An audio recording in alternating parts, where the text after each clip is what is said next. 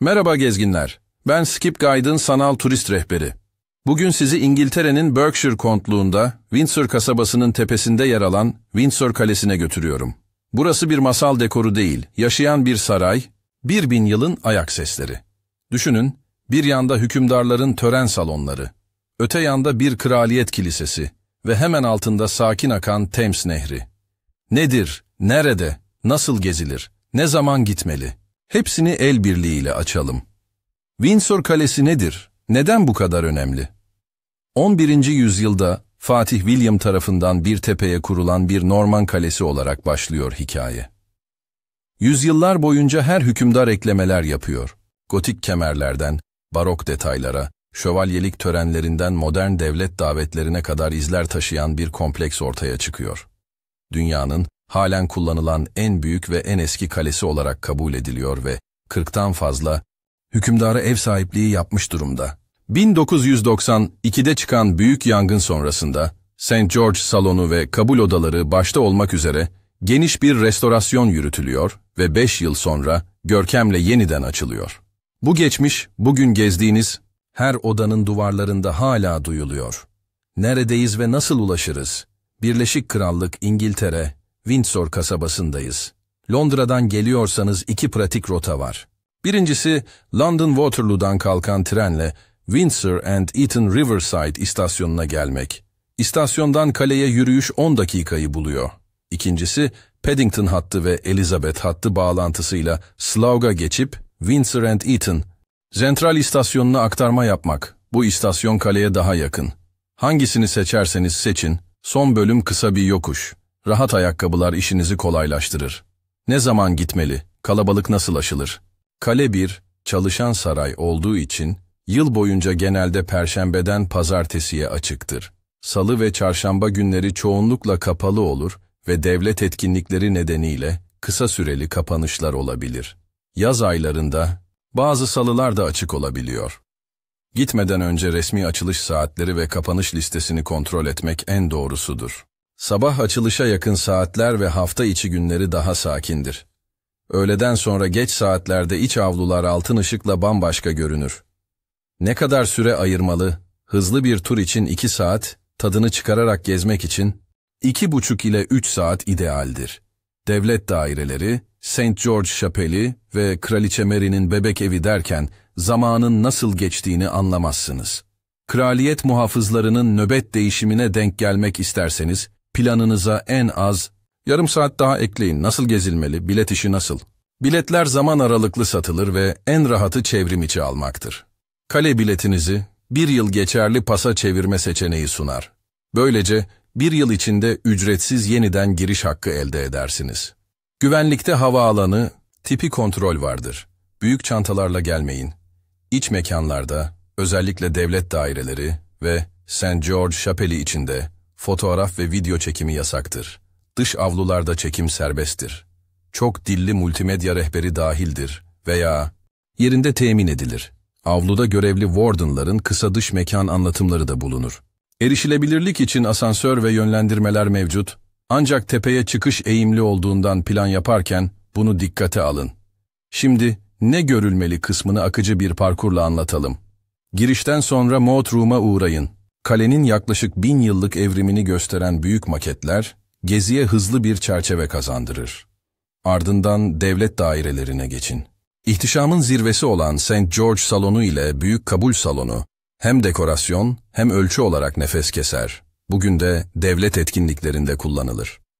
Kış sezonunda açılan yarı devlet odaları, günübirlik ziyaretçiye adeta bir sürprizdir. Kral 4. George'un zevkini yansıtan yoğun süslemeler, yangın sonrası orijinal tasarımlara sadık kalınarak geri kazandırılmıştır. Kalbinizi yakalayacak bir detay, Kraliçe Mary'nin bebek evi. 20. yüzyılın 20'li yıllarında Sir Edwin Lutyens tarafından tasarlanan bu olağanüstü minyatür evin içinde çalışan elektrik, su tesisatı, mini kütüphane ve sanat eserleri var. Her odası dönemin ustalarının ince işçiliğini sergiliyor. Bu küçük dev, kalenin en sevilen duraklarından biridir. Şimdi St. George Şapeli'ne inelim. İngiltere'nin en güzel geç gotik yapılarından biri sayılan bu şapel, fan, tonozlu tavanı, ince kolonları ve şövalyelik geleneğinin izleriyle büyüler. Aziz George nişanının merkezi olan koro kısmında, şövalyelerin aile armalarının işlendiği koltuk başlıklarını dikkatle inceleyin. Şapel pazar günleri ibadete açıktır. Bu nedenle genel ziyaretçi girişi pazar günleri yoktur. Hafta içi öğleden sonra bir akşam duası denk gelirse, koro müziğinin mekanı nasıl doldurduğunu duyarsınız. Şapel ayrıca Kraliçe II. Elizabeth, Prens Philip, 8. Henry ve Jane Seymour gibi hükümdarların ebedi istirahatgahıdır. Bu nedenle içeride saygılı ve sessiz olmak esastır. Bir efsane, bir motto. Aziz George nişanının parolasını vitraylarda ve armalarda görebilirsiniz. Honi soit qui mal y pense. Ortaçağ Fransızcası ile bunda kötülük gören utansın anlamına gelir. Rivayete göre 3. Edward bir baloda düşen bir jartiyeri alıp kendi bacağına takar, alay edenleri bu sözle susturur ve nişanın adını buradan ilhamla verir. Bugün de bu söz, Britanya kraliyet arması çevresinde görülür ve şövalyelik geleneğinin simgesidir. Peki, nöbet değişimi? Windsor'da muhafız değişimi genellikle salı, perşembe ve cumartesi günleri saat 11'de yapılır ve tarih ile törenin buluştuğu harika bir sahnedir. Programlar değişebileceği için gitmeden önce güncel takvime bakmak akıllıcadır. Töreni kalenin içinden izlemek, müziği ve adım ritmini yakından duymak için erken giriş yapmak iyi bir taktiktir. High Street üzerinde yürüyüş kolunu dışarıdan da görebilirsiniz. Fotoğraf için en güzel noktalar neresi? Aşağı yerleşimden kaleye yükselen Long Walk Caddesi'nin kapısında durup şatoyu çerçevelemek klasik bir kare verir. Vaktiniz ve nefesiniz varsa Long Walk boyunca bakır at heykeline kadar yürüyüş her bir yönde yaklaşık 4,2 kilometredir. Dönüşte toplam 8 kilometreyi bulur. Güz aylarında ağaç tüneliyle manzara olağanüstüdür. Şatonun kuzey terasından Thames kıyısını ve Eton'u kadraja almak da keyifli bir seçenektir. Niçin görülmeli? Çünkü Windsor Kalesi bir ülkenin kendini anlatma biçimidir. Norman bir savunma yapısından modern bir monarşinin tören sahnesine uzanan süreklilik hissi verir. Duvarlarda yangının izleri yerine sabrın emeğini, şapelde taşların, arasında müziğin yankısını, devlet dairelerinde ise protokolün zarafetini görürsünüz. Bir odada kralların şölenleri, bir odada yangından sonra yeniden doğuş. Bu karşıtlık, ziyaretçiye hem tarih bilinci hem de duygusal bir bağ sunar. Kimler için uygun? Aileler, tarih meraklıları, mimarlık tutkunları, hatta sadece güzel bir gün gezisi arayanlar. Erişilebilirlik açısından içeride yönlendirmeler ve asansörler mevcut. Yardımcı personel çok destekleyici. Ancak kaleye giden yol eğimli ve mesafeler beklediğinizden uzun olabilir. Küçük çocuklu aileler için pusetle yavaş bir tempo planlamak iyi fikir. İşitme dostu seçenekler, altyazılı ve işaret dili destekli multimedya rehberleri de sunulur. Pratik önerilerle turu netleştirelim. Biletinizi önceden ayırın, açılışa yakın bir zaman dilimi seçin. Güvenlik kontrolü için küçük bir çanta yeterli olur. İç mekanlarda fotoğraf yasak olduğundan, anı biriktirmek için avlularda ve teraslarda çekim yapın. Pazar günleri şapelin ziyarete kapalı olduğunu unutmayın. Şapeli görmek isteyenler pazartesi veya perşembe gibi hafta içi günleri tercih edebilir.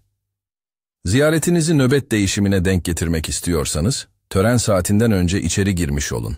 Çıkışta köprüden Eton tarafına yürüyüp Thames üzerinde nefes almak günün ritmini yumuşatır. Hafifçe efsanelere kulak verelim. Kalenin koridorlarında dolaşan kraliyet hayaletlerinden söz edenler çoktur. Özellikle 1. Elizabeth'in kütüphanede görüldüğünü anlatan hikayeler, kuşaktan kuşağa aktarılan şehir masallarıdır. Bilimsel kanıt aramayın ama şunu kabul edin. Gece çökerken taşların suskunluğu, insanın hayal gücünü kolayca harekete geçirir. Siz yine de o hikayeleri bir gülümsemeyle cebinize koyun. Kısa bir rota önerisi veriyorum. Girişten sonra Moat Room, ardından devlet daireleri. Eğer kış sezonuna denk geldiyseniz yarı devlet odalarını ekleyin.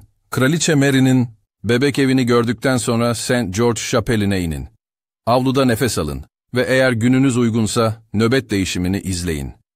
Sonrasında Long Walk üzerinde kısa bir yürüyüş yapın. Dönüşte istasyona inmeden önce taş sokaklarda küçük bir çay molası verin. Bu tempo hem bilgi hem keyif dengesi kurar. Son notlar. Ziyaretinizi planlarken resmi açılış takvimini ve kapanışları mutlaka kontrol edin. Ziyaret süresince görevlilerin yönlendirmelerine uyun. Şapelde sessiz olun. İç mekanlarda fotoğraf çekmeyin. Biletlerin geliri kraliyet koleksiyonunun korunmasına katkı sağlar. Bu da gördüğünüz her odanın geleceğe emanet edilmesi demektir. Ve şimdi düşünmeye davet. Bu tepede, taşların arasında yürürken yalnızca bir şatoyu gezmiyorsunuz. Devletin ritüellerini, inancın izlerini, bir ülkenin hafızasını adım adım takip ediyorsunuz. Soru şu: 1000 yıllık bir duvarın gölgesinde durduğunuzda kendi zamanınızın değerini daha iyi hissetmiyor musunuz? Dinlediğiniz için teşekkür ederim. Ben Skip Guide'ın sanal turist rehberiyim. Anlatım hoşunuza gittiyse takip edin. Bir sonraki keşifte buluşalım. Bu şehre ait daha fazla görülecek yer, skipguide.com'daki haritada yer alıyor. Haritaya erişmek için QR kodunu tarayın ya da açıklamadaki bağlantıya tıklayın.